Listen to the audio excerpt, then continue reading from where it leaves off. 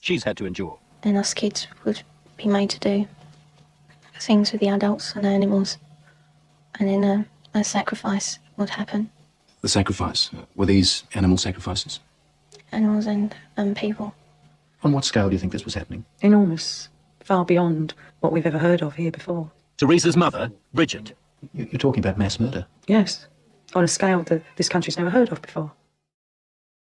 So if you Google Catholic Church sex abuse cases, one of the very first websites that comes up is Wikipedia.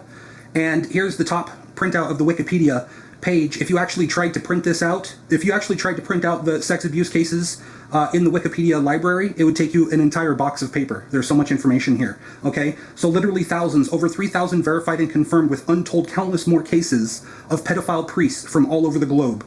No one is talking about this. You have to ask why. Keep reading, it gets even deeper, okay? So there's sex abuse happening in the Catholic Church all over the world, thousands upon thousands of priests molesting countless children, countless amounts of children, okay?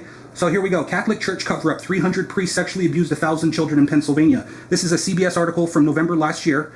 Begin here with what appears to be the largest abuse scandal to shake the American Catholic Church yet.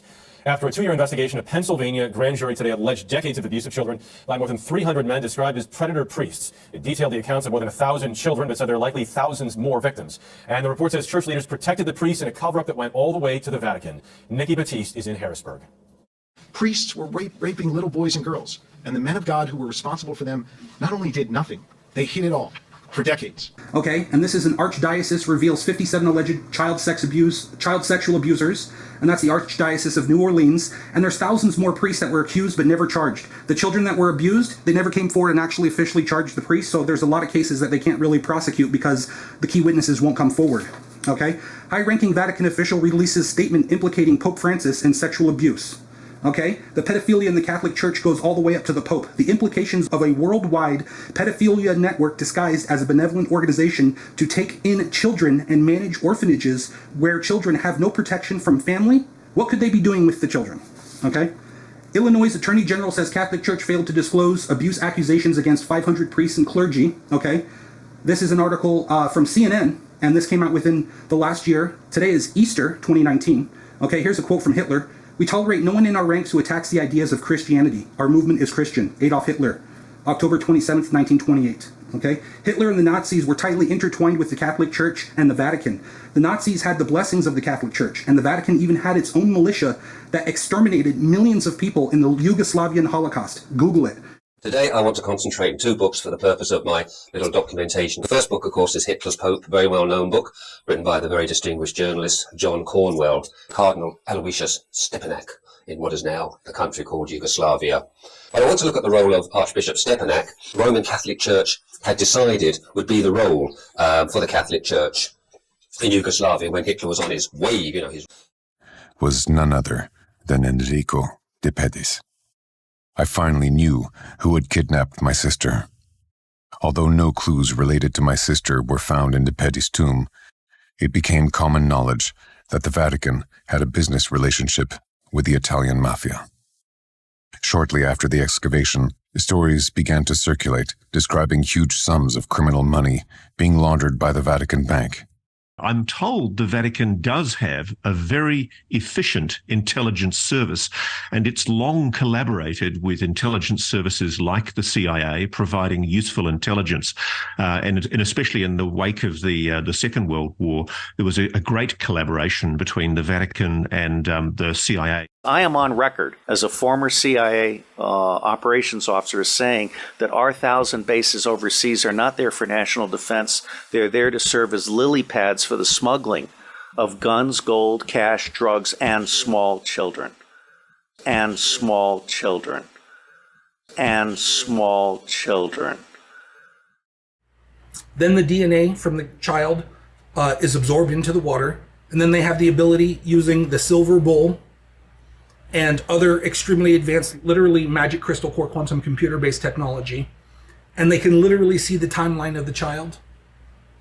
Now you're saying, no, that's completely fucking crazy, you've fucking gone way too far, you've lost it, you're nuts. Maybe so, maybe so. But that is literally the realm of technology that they have. They're fucking demons, dude. They got that type of technology, they use black magic. They use the blood of innocents to do their black magic and their rituals and stuff like that. Anyways, I know, yeah, you can call me completely fucking nuts. Don't worry about that paragraph. It's just something for you to think about. Because they do have time travel technology. They have mind control. They absolutely do have mind control. They have mind control. They can read your mind. This is the story of a 30-year search by U.S. intelligence agencies to perfect mind control. Some of those engaged in that search have agreed to talk about it for the first time. Tonight, we are taking you inside the CIA's top-secret mind control program called MKUltra. The program, born in the Cold War, built on the idea that a human being could be bent, broken, or steered with the right drug, the right fear, the right push. Much like a robot's network of wires transmitting signals between sensors, processors, and motors, our nervous system also has a similar setup. Signals are sent from our sensory organs to the brain and finally get actuated in the muscles. To understand how we can control something with our mind, we need to comprehend brain signals, also known as mind reading. This mind reading is a fundamental aspect of being able to control or manipulate those signals. 2018, Defense Advanced Research Projects Agency could also be used by DARPA as a new form of mind control. Like their counterparts at the CIA, DARPA-funded researchers have spent decades investigating how the human mind can be altered.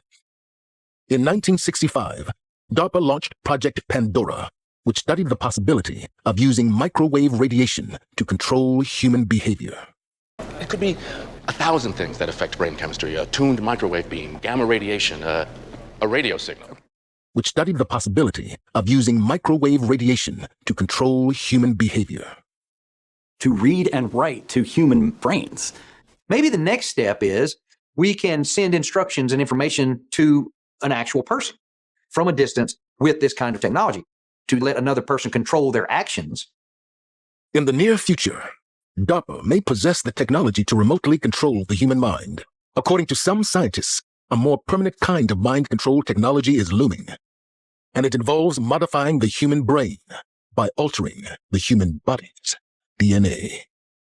The future of mind control, and the future being right now because these experiments are being done, is using gene editing tools. So you take the CRISPR that you want to use, and you put these pieces together that can be injected and insert this DNA to certain areas of the brain so that we can change brain cells and turn you into something you wouldn't otherwise be. So in this way, gene editing technologies like CRISPR really form a definite basis for future mind control.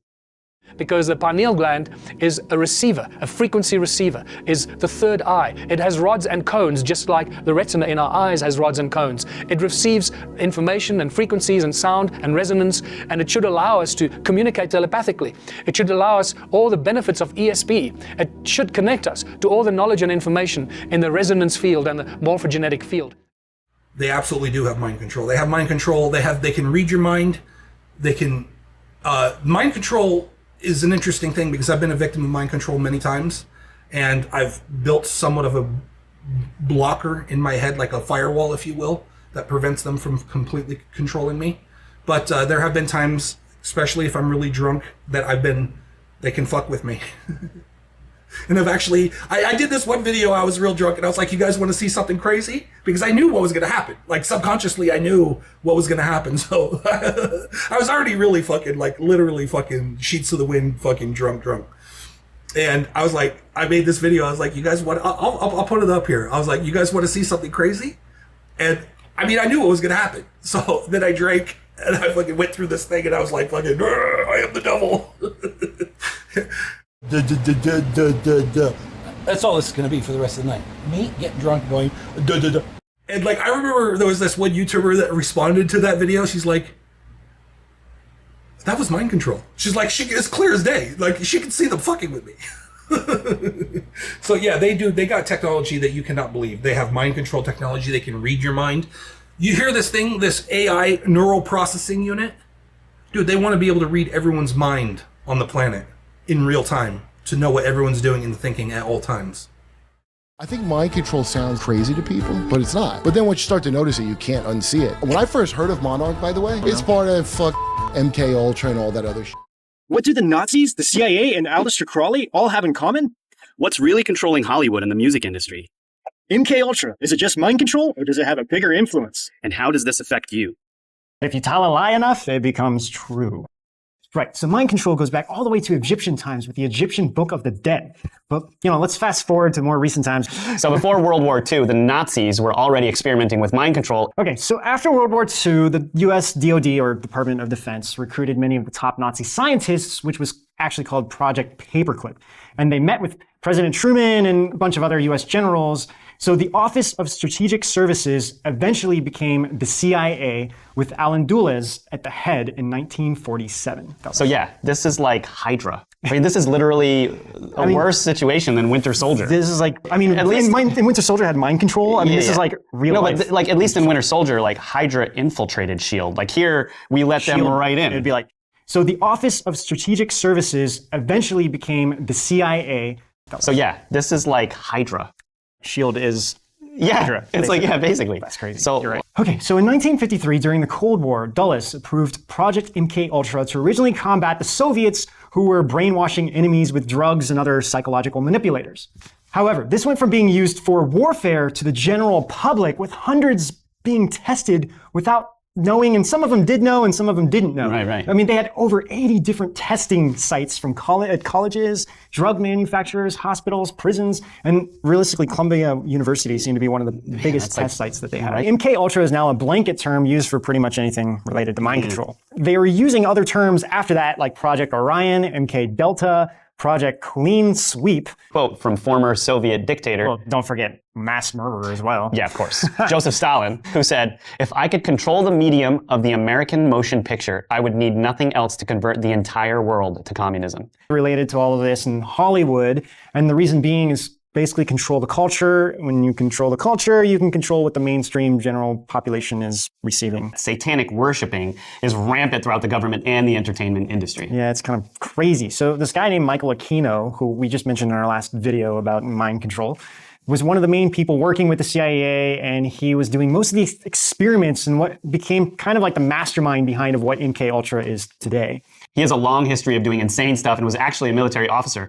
He started the weird demonic cult called Temple of Set. I'm not sure if you guys have heard of that. Why was he doing this? Well, he basically was wanting to turn everything that was upright upside down. That was this whole thing, and that's kind of what Satanism.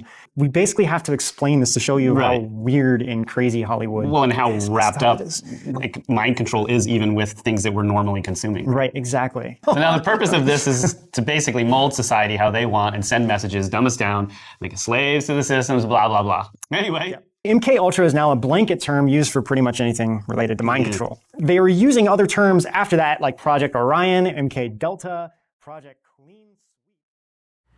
And they're getting close to that type level of control.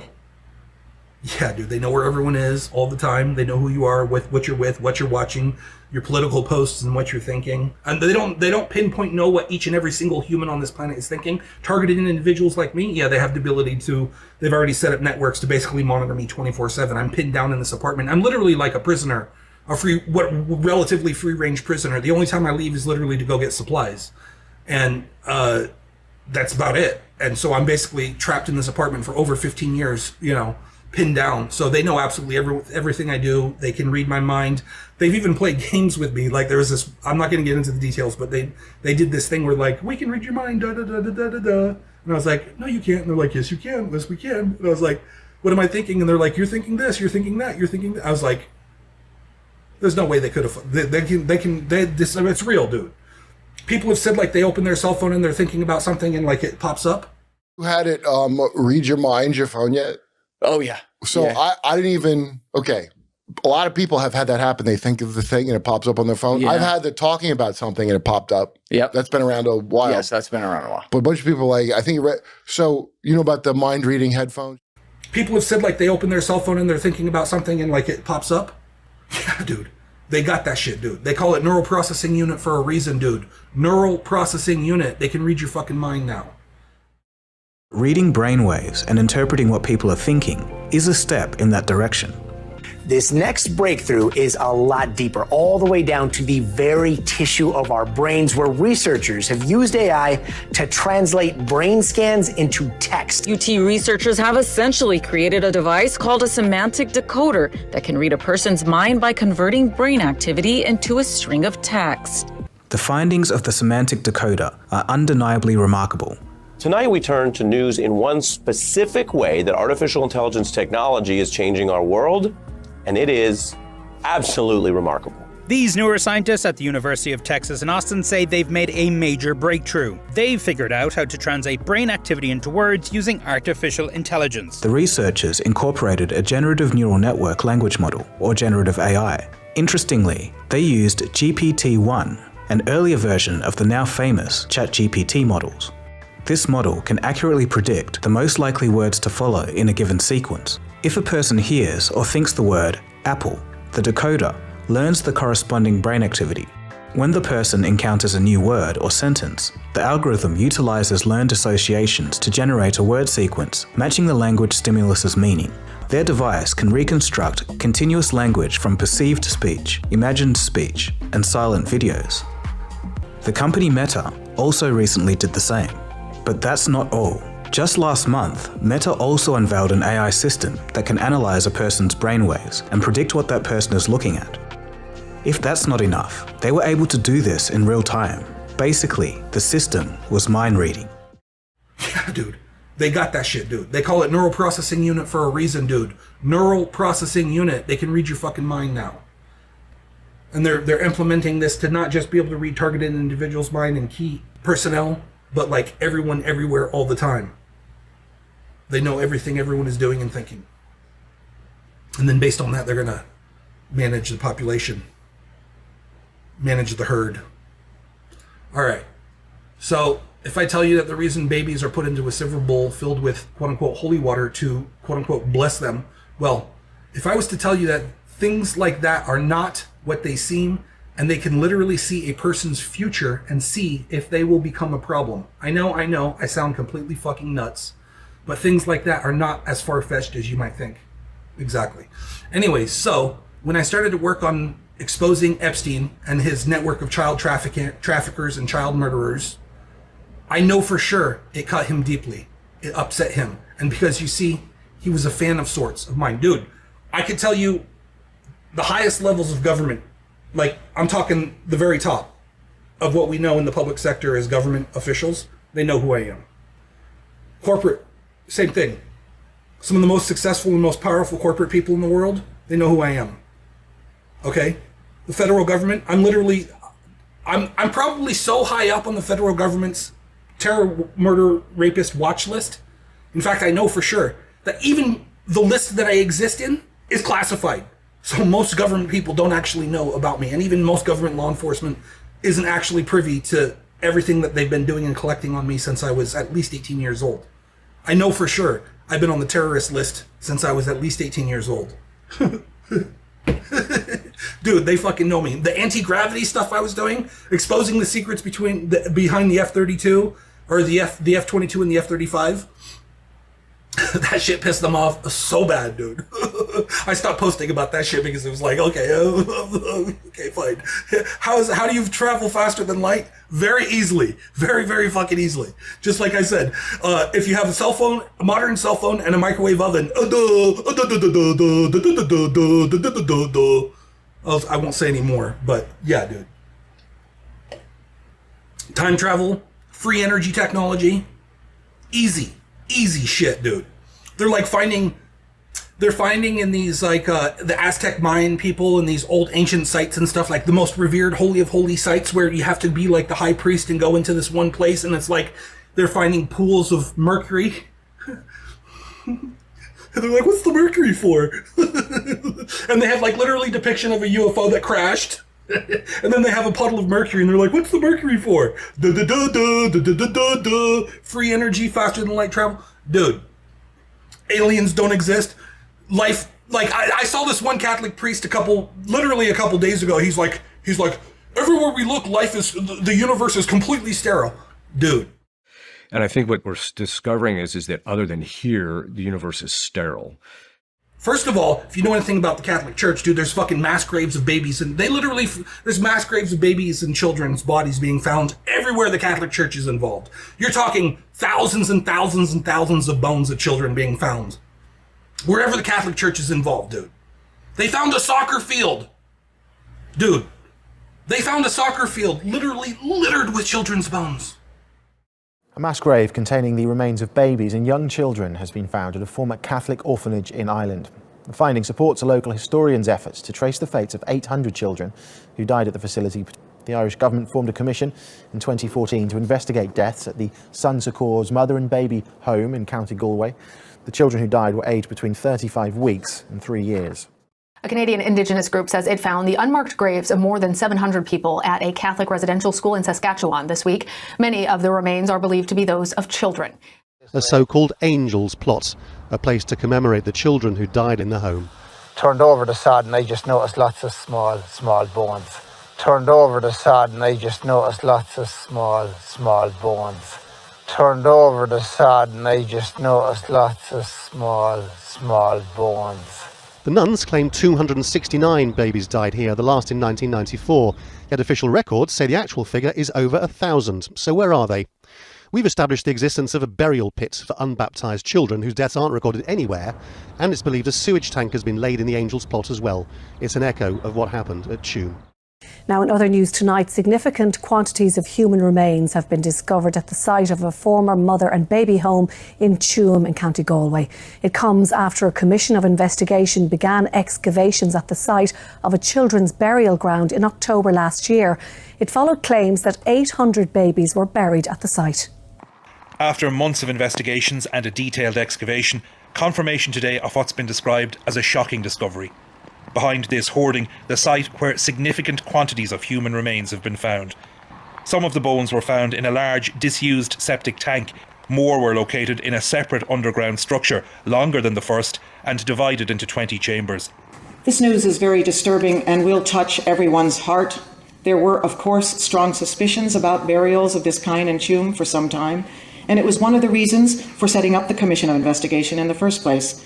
The information I have received confirms these suspicions, and importantly, they trace the remains specifically to the period of the home's operation rather than to earlier times in our history, such as during the famine. Scientific analysis on some of the remains revealed the age of death at between 35 fetal weeks to between 2 and 3 years. 6 years on from the discovery of 800 babies' bodies in sewage tanks under a former mother and baby home in the Irish town of Tuam, and a state commission to investigate what really happened still has yet to report. But Tuam seems to be the tip of the iceberg. This is Shanross Abbey. Like all such homes, women who'd become pregnant out of marriage were ordered to come here. Oh, God, it's huge. This is your first impression when you walk in. It's like a stately home. And surrender their babies to the nuns for adoption, while they were made to work in the laundries as a punishment for their sins. Turns out Michaela was a young, unwed mother, practically a deadly sin to some back then. Her parents all but disowned her. The convent took in hundreds of similar cases like this at that time. There have been investigations into places like this all over Europe. She would have been kept like a prisoner for the length of her pregnancy, and when she finally gave birth, she would have been forced to give the baby up for adoption. They took her baby. When was the last time you saw her? She was walking away with my baby. Forced to give the baby up for adoption. They took her baby. At another home, Bessborough, a confidential Irish Health Service document showed just how many infants died in the care of the nuns. In 1 year, the death rate was 82%. 900 babies died here, yet only 64 are recorded. The nuns say they can't remember where the rest are. For the relatives, the idea that the remains of thousands of children are scattered around Ireland shouldn't really be a matter for a civil commission of inquiry at all. It should be something for these people, the police. There were 14 mother and baby homes in Ireland. Our investigation has raised concerns about a number of them, but by no means all.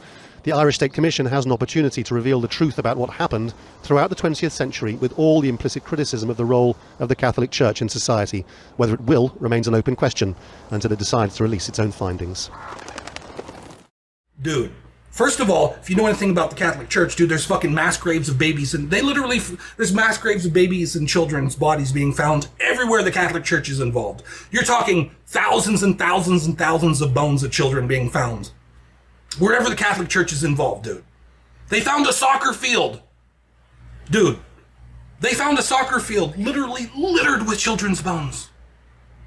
And like, there's one quick 5-second report of it in the news. Oh yeah, we found the soccer field and we turned over the grass and it was like, we found children's bones everywhere.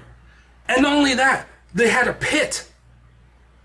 And inside that pit, like a giant pit at one end of the field, inside the pit was literally completely full to the brim with children's bones.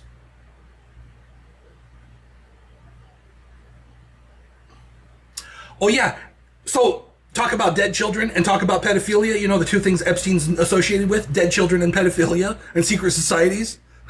Dude, if you look up Catholic Church sex abuse cases. There are new findings of sexual abuse of children by Catholic priests, this time in Pennsylvania.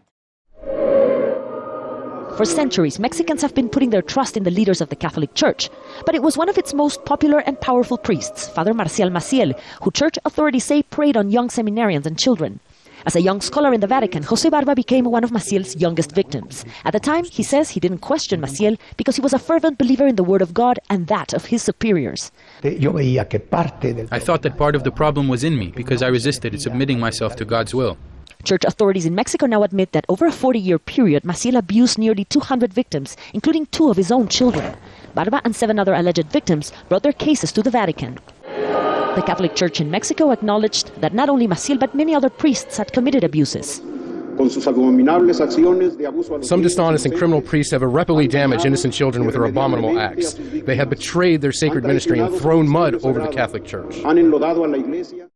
Police and prosecutors in June staged raids on church offices in Chile, seizing documents, phones, tablets, and computers, looking for evidence of sex crimes the church had not reported to police.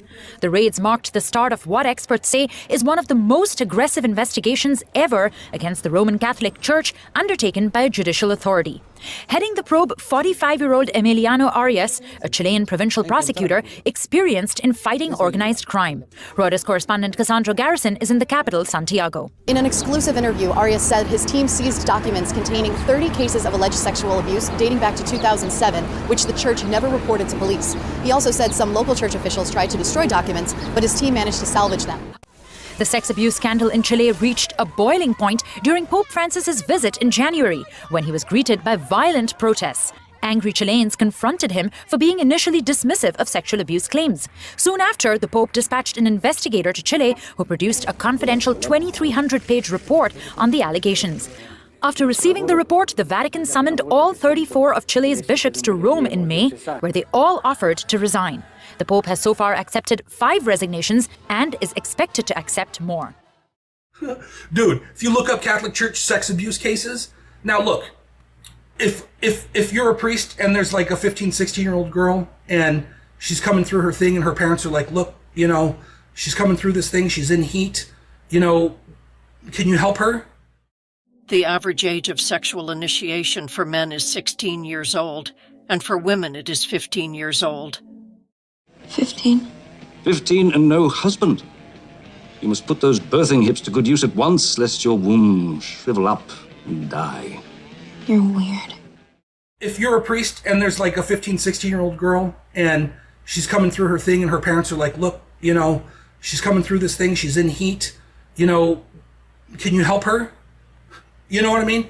There's nothing more innocent than that. I'll be honest with you. I know, oh my God, you're a pedophile, blah, blah, blah, blah. Come on, dude. But that's not what's happening. Like, you're talking about priests raping little boys in the butt, 10-year-old boys, like having anal sex with them. Pope Francis on Saturday accepted the resignation of Cardinal Theodore McCarrick, one of the U.S. Catholic Church's most prominent figures who's been at the center of a widening sexual abuse scandal. Last month, American church officials said allegations that he sexually abused a 16-year-old boy almost 50 years ago were credible and substantiated. Since then, another minor has come forward claiming McCarrick abused him when he was 11 years old, and several men alleged McCarrick forced them to sleep with him at a beach house in New Jersey when they were adult seminarians studying for the priesthood. His sudden fall from grace stunned the American church because he was a widely respected leader for decades and a confidant of popes and presidents. McCarrick says he has absolutely no recollection of the alleged abuse of the teenager 50 years ago, but has not commented on the other allegations. Look, honey, Billy's home from his camping trip. Uh-oh, looks like somebody got raped by Father Flanagan. Again. Archbishop, you knew it was a crime, for an adult to engage in sex with a kid? I'm not sure whether I knew it was a crime or not. I understand today it's a crime. One priest so violently raped a young boy that he had to get treatment for his back injuries as a result of that abuse, treatment that involved opioid painkillers that ultimately he got hooked on and died from. But that's not what's happening. Like, you're talking about priests raping little boys in the butt, 10-year-old boys, like having anal sex with them and stuff like that. And not just one or two cases, not just 10 priests, like literally hundreds of priests from each district, like hundreds and hundreds of priests from each district are sodomizing and raping these little children. And it's like been going on for literally centuries. We are joined now by Pennsylvania Attorney General Josh Shapiro. 23 grand jurors met for 2 years in Pennsylvania. They unearthed over 301 predator priests, more than 1,000 victims, children in Pennsylvania. They found that there was not only widespread sexual abuse, rape of children, but they found that there was a systematic cover-up that went all the way to the Vatican. It's horrifying to think what these men of God did to these children, and then to have the cover-up that quite literally was very purposeful. They were doing it to shield these predator priests from law enforcement. We have evidence that the Vatican had knowledge of the cover-up. It's just a fundamental disappointment and anger in institutions. We're seeing institutions, whether it's in Hollywood, whether it's at universities, whether it's in government centers, and certainly whether it's at the church, putting their own institutional reputation above the welfare of children. We will not tolerate that in Pennsylvania, and we shouldn't tolerate it anywhere. Child rape is never acceptable, and it is never okay to cover it up. We bring in Mike Rezendes. He won a Pulitzer as a member of the Boston Globe Spotlight team, which, of course, uncovered a similar pattern of sex abuse within the Catholic Church in Boston. Michael, good morning. Good morning. You know, you look at this and you think, OK, this is Pennsylvania. It doesn't even include Philadelphia, but it's, greater Pennsylvania. But the sense is that every state in America could have a report like this if they looked into it. Is that the case? I think that's absolutely true. I think if there were an attorney general in every major city in America that wanted to investigate this, they would find pretty much the same thing. The story is the same, whether it's Boston or Pennsylvania or Tucson or Los Angeles or Ireland, globally. Yeah. Ireland, Australia, Chile. It's the same. The depravity is the same. The criminality is the same. And the cover-up's the same. Talking about the cover-up, what I found among the most sickening details in this is that there was a cover-up, almost a playbook that the church hierarchy followed. Surprised to see that some of the priests went and kind of confessed. And you thought at that moment maybe something would be done, but no. And not just one or two cases, not just 10 priests, like literally hundreds of priests from each district, like hundreds and hundreds of priests from each district are sodomizing and raping these little children. And it's like been going on for literally centuries. And you're wondering, well, okay, so they have these little kids that are getting ass raped by the priests, the Catholic priests, and then they're finding mass graves of children and like the Epstein files and like the occult and all this other stuff. It's like, what's going on here, guys? Like, but the priests are like against demons. Like, if you were a demon, would you take over a church and convert all your priests into demons? Shouldn't be talking about such things here. True. The time for talk is over.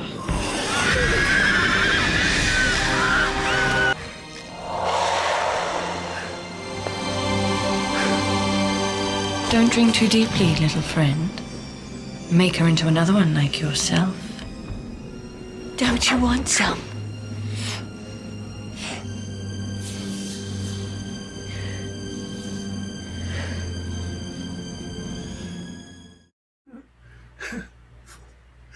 Oh, yeah, God wants you to give us your children. Don't worry about them getting ass raped. They're going to be gone soon enough. They're going to be with God soon. Some of the findings are quite staggering. They use the word endemic to talk about the rape and abuse of Irish boys in Christian Brother-run orphanages and industrial schools. These would be institutions. I know I sound fucking disgusting and dark, but that's literally that's what's happening, and nobody's talking about it. Like, this one lady's like telling people that they're finding fields and fields of hundreds and hundreds and hundreds of dead children that literally were like And there's a survivor. And they're like, oh, well, they could have all died during like some pandemic or something like that, or some like, disease came to, no. He's like, the survivor's like, yeah, friends would just disappear. And we would like, where did they go? And nobody would say where they went. And like, just like they were being picked off in the school that he was in.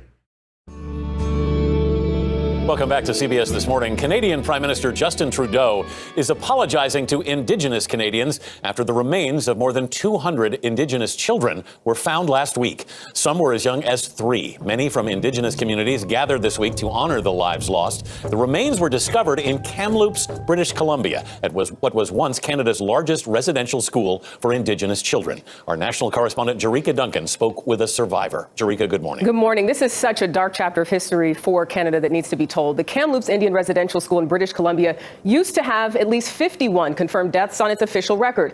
Well, sadly, one survivor told us he was not surprised to find out at least 215 more students were found buried there. Sometimes kids would not show up in classroom.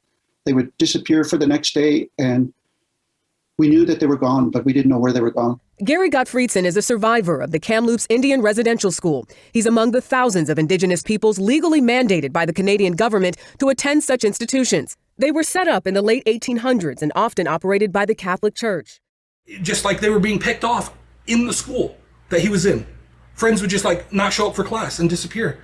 And we didn't know where they go. Now they're finding in the same school that he was at, they're finding their dead children's bones all around the schoolyard. And like there's even reports that the children were being forced to dig their own grave. Children who had disappeared, in some cases, graves that they had been compelled to help dig. Children as young as 6 years old were forced in the middle of the night to go dig graves for other children. Now, if that is true, that is absolutely horrifying. But that begs a lot of questions. Why would they be digging graves in the middle of the night? Why would they be forcing kids to dig graves? This sounds like utter villainy. So if it is true, it's absolutely staggering. And like there's even reports that the children were being forced to dig their own grave, and then late at night the demon would come out, turn them into a pile of fucking skull and bones, deposit them into the grave, and cover them up.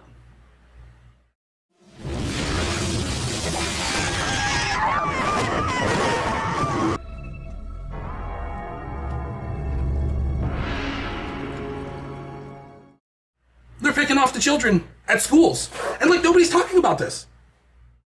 All the collection money brought in, all their corporate investments. It's in the trillions, but of course they've got to keep fiddling the figures. It's like in Canada when the government keeps changing the figures about how many children died in the rescue schools when it was over 50%.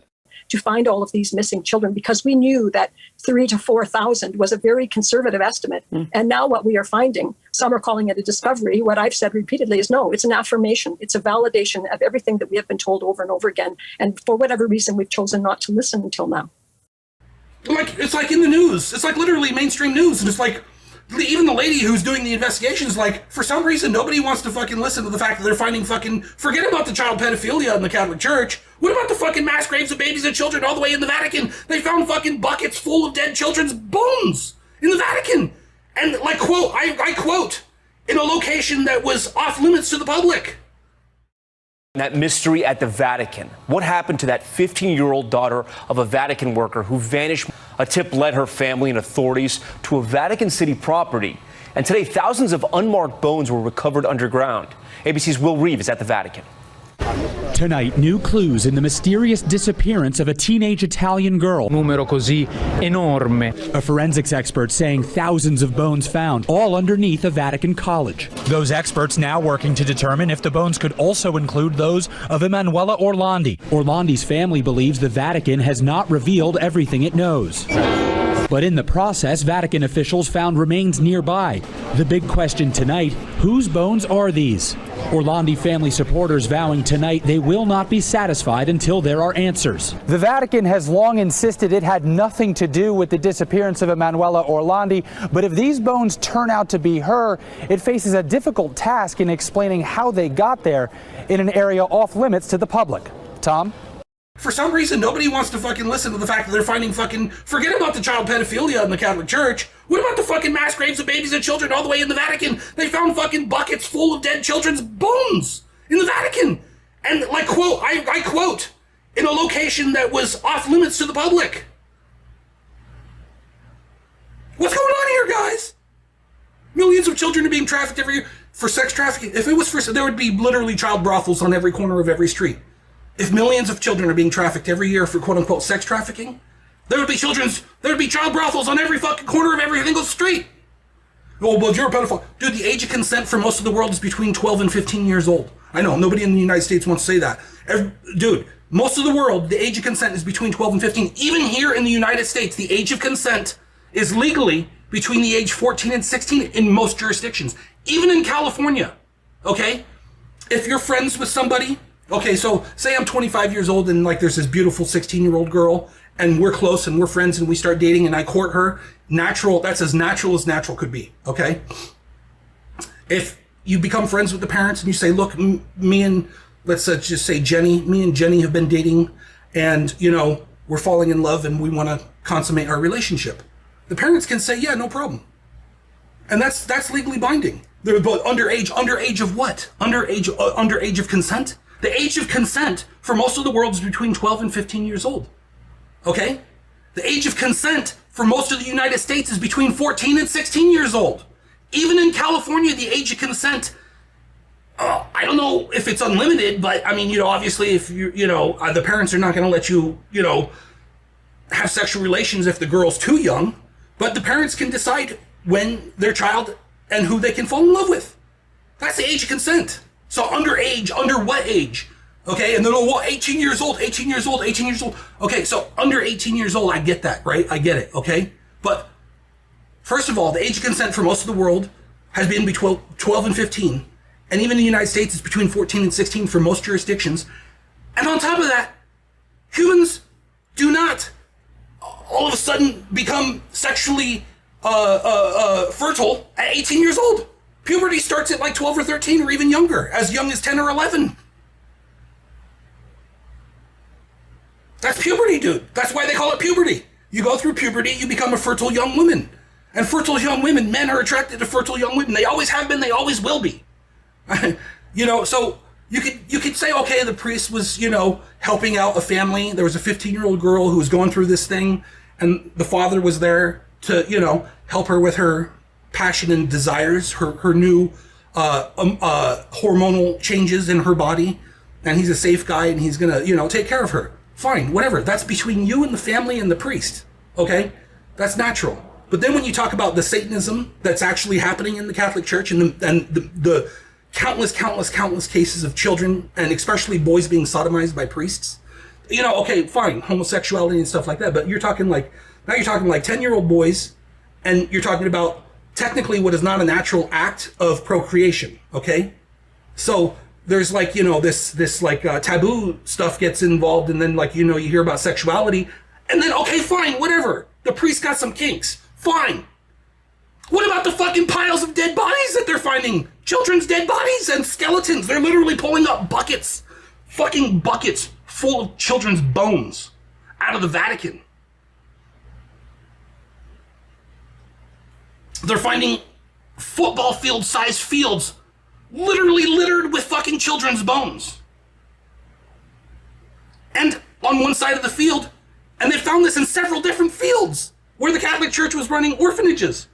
They found pits full to the brim of dead children's bones.